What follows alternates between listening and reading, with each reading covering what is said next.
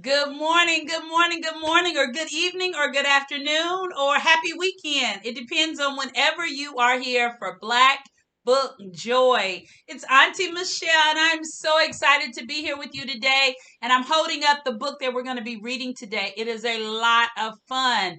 But before we get started, let's talk about what we're going to be learning today. And today I've actually got two kids in the room with me. One of them's a big kid, and one of them's a little bit smaller kid. But to those big kids in the room with me and to you big kids out there, today we're going to be learning about one of my favorite topics, and that is imagination and free play. Imagination and free play. So, imagination is what's inside here that we use to think about the world all around us. What is inside of here that we use to think about the world all around us? I'll give you a really good example.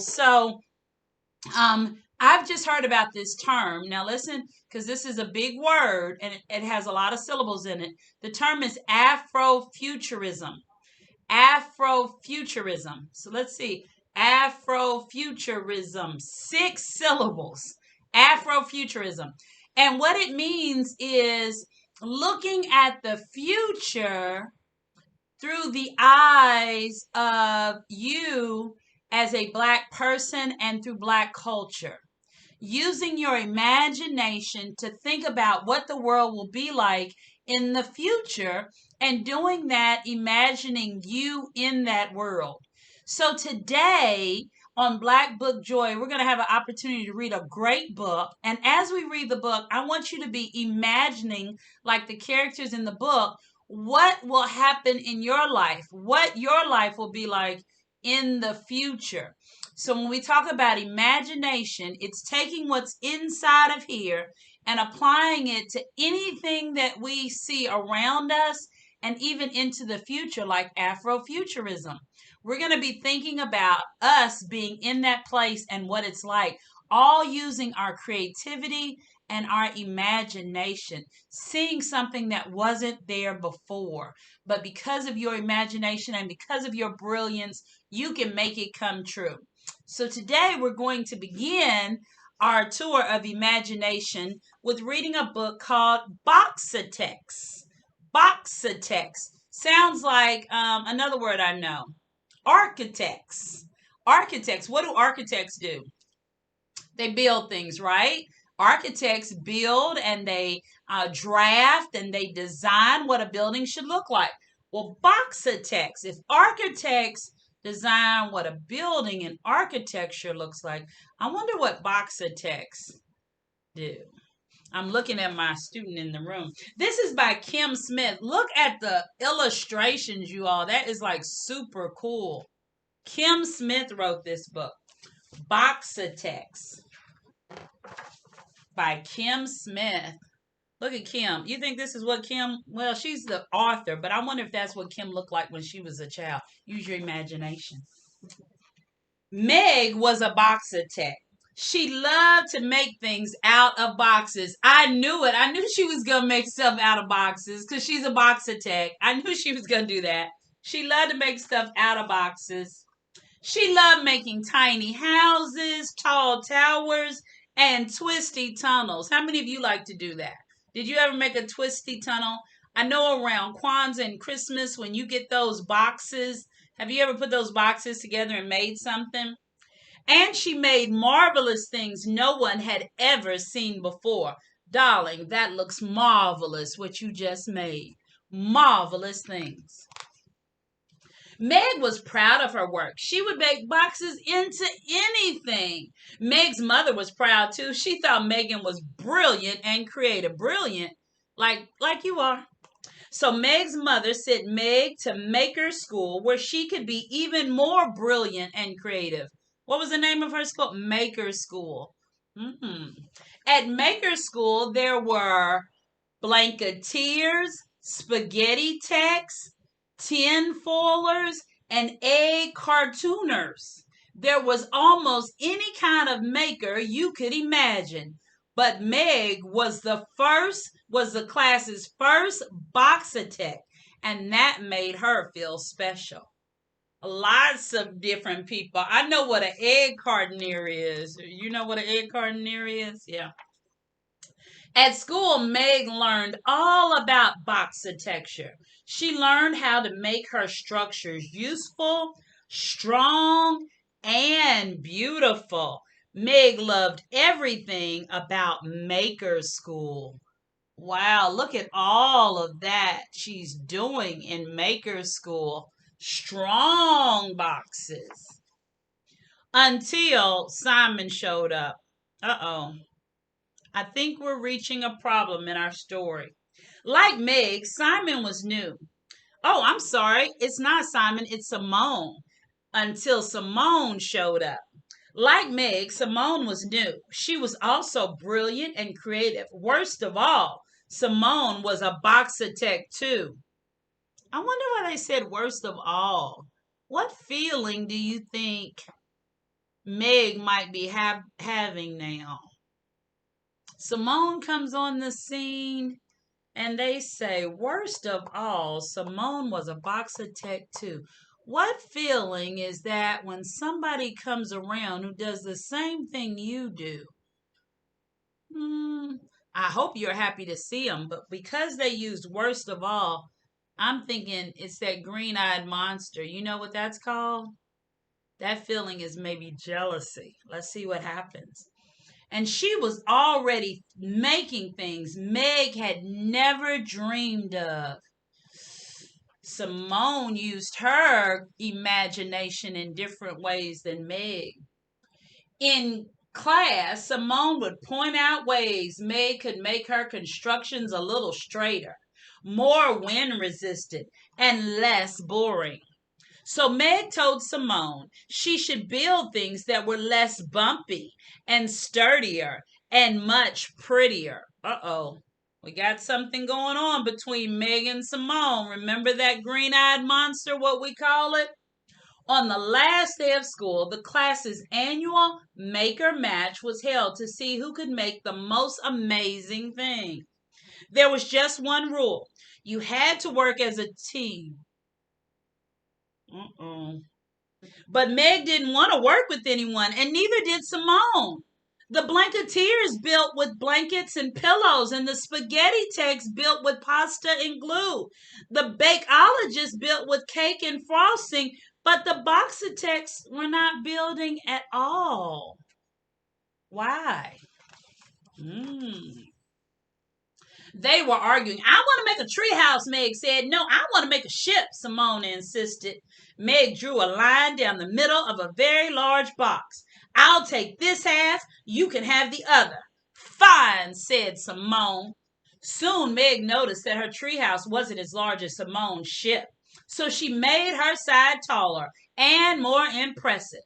When Simone noticed that Meg's treehouse was taller than her ship, she made her side higher and more extraordinary.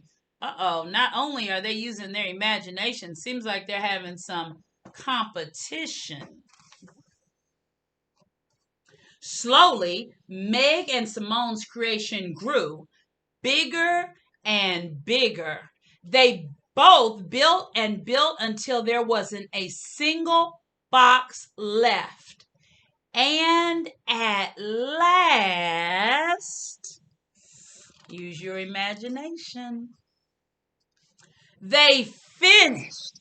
What is it? Asked a classmate. I've never seen anything like it, said another. The teacher said, it looks like it looks like it might. Achoo! Uh-oh. Crash! Crash! Your side was too wobbly, shouted Meg. Your side was too heavy, shouted Simone. Oh dear, said the judge. The maker match was not over yet, but most of Meg and Simone's work was ruined. There were only a few parts left that could be saved. If we combine my treehouse with your ship, Meg started. We might be able to make one thing, finished Simone. The Boxitects decided to call a truce so they could finish the match. They called a truce. A truce. It means they agreed not to fight and argue anymore. Working as a team, Meg and Simone quickly joined the remaining pieces together and are you using your imagination? They had created something new. At the end of the maker match, the Boxitects hadn't won first place, but they had a different way of making brilliant and creative things working together. And they each gained a new friend. What should we make next? How about a buoyant bungalow or a motorcycle mansion? They're talking to each other now. So, in our book, we learned about imagination, and at the back of the book, they talk about why cardboard is so extraordinary. Now, you tell me, sometimes when you're at home, are you ever in the house playing, using your imagination, and you hear ding dong, and you jump up and you run to the door, and there is a brown truck outside your house? Has that ever happened? What is that brown truck? UPS? Or it could be a white truck, FedEx. And they bring and set on your porch cardboard. And cardboard is an extraordinary supply to build things with out of your imagination. And at the back of the book, they show Meg building something out of paper and out of cardboard. Over here, she's built a cardboard tunnel. Look, there's a window that's shaped like a heart, and there's an arched door that you can climb through. Have you ever made a cardboard tunnel? That's using your imagination. It says cardboard is extraordinary. Why is cardboard? And then it says be a Boxitect. You could be a Boxitect. I like that. And then it shows you how to build a Boxitect castle. And there are all the boxes lined up and they give you directions. The only thing that I'll say is just like Meg and just like Simone, they made all of their creations out of their imagination. So while our book, Boxitects, and Kim Smith does a great job of teaching us what it means to be a Boxitect, I think she didn't even have to include the part about how to use cardboard because I think you can use your own imagination to figure out what to do with cardboard and make it into anything you want it to be. If I had some cardboard this morning, what would I do with? That's the question we all want to know.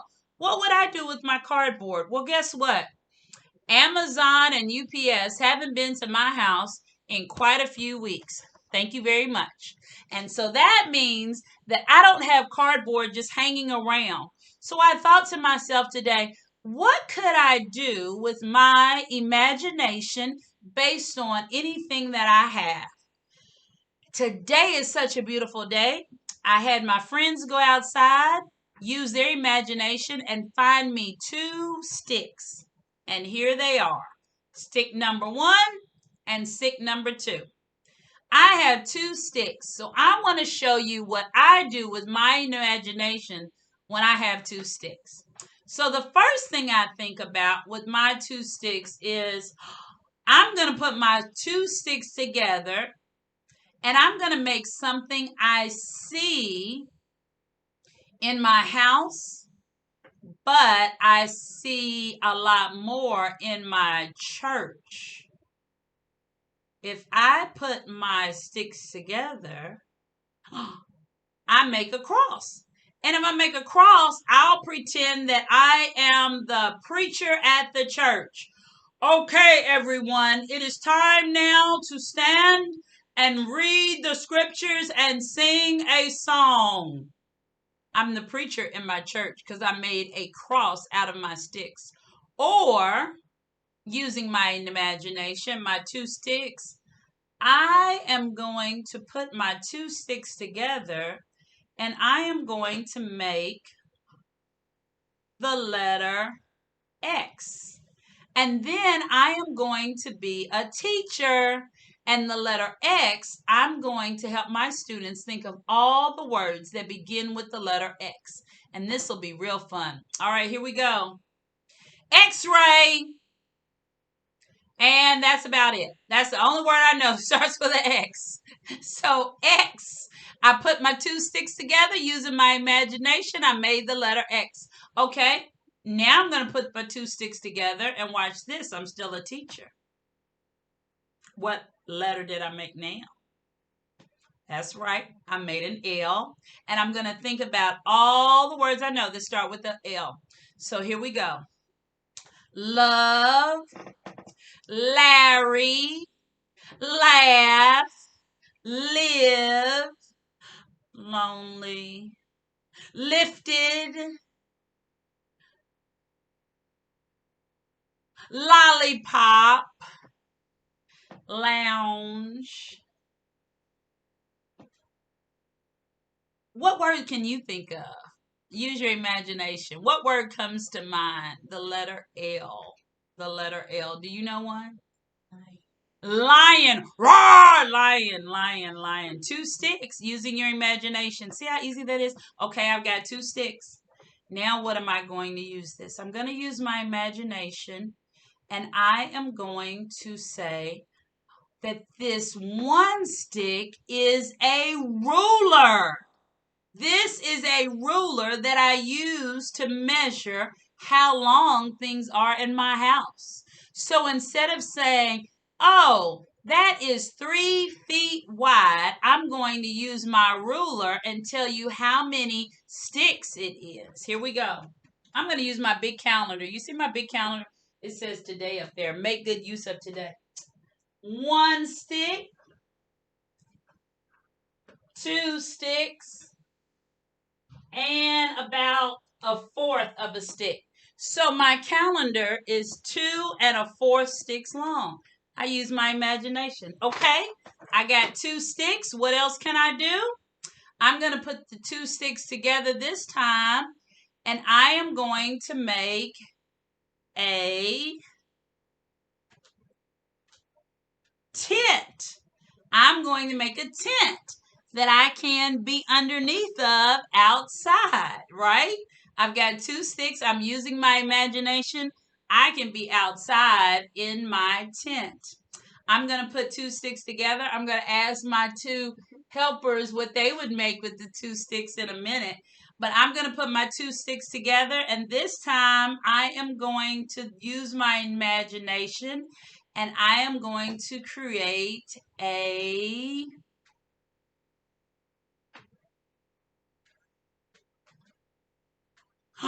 I'm going to create a windmill. So my 2 sticks go together and they spin, and the faster they spin, the more wind I have, like a fan in my house.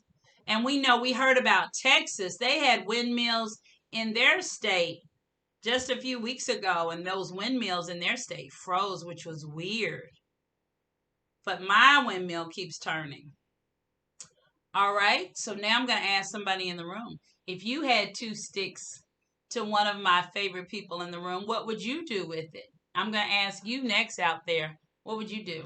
Make the letter V. So she says make the letter V. V. And then you get to be a teacher and tell your class all the words that start with V. So give me some words that start with V. Vinegar. Vinegar. Think about how vinegar tastes. Ooh. What else? Valentine. Ooh, look, I can play the violin using my imagination.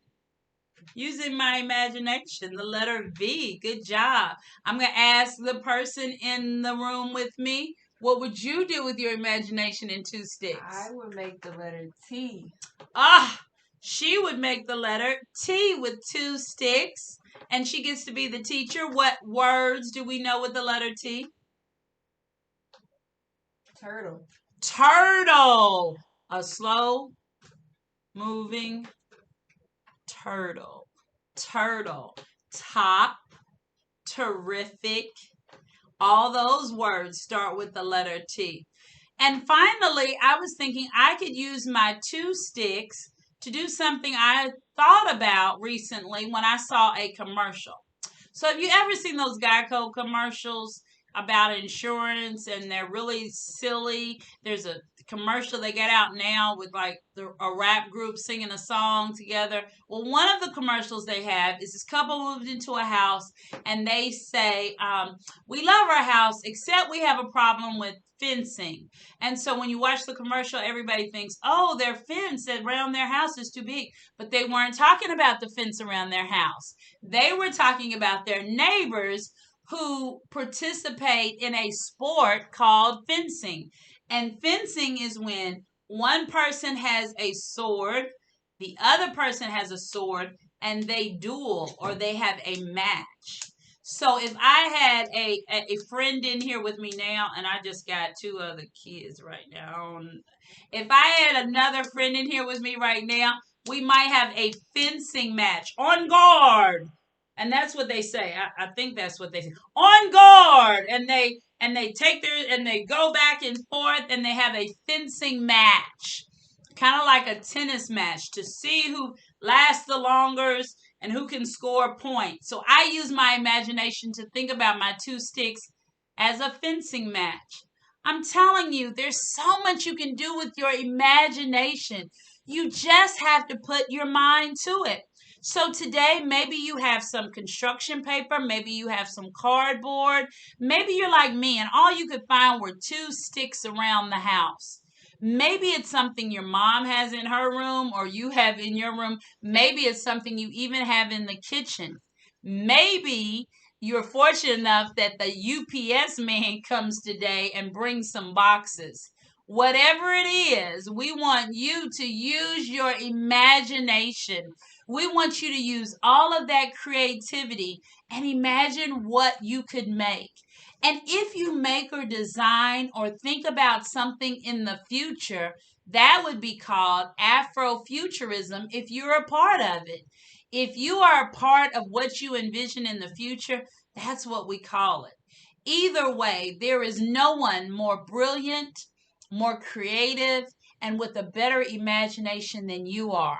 Your imagination is your own, and nobody can take it from you.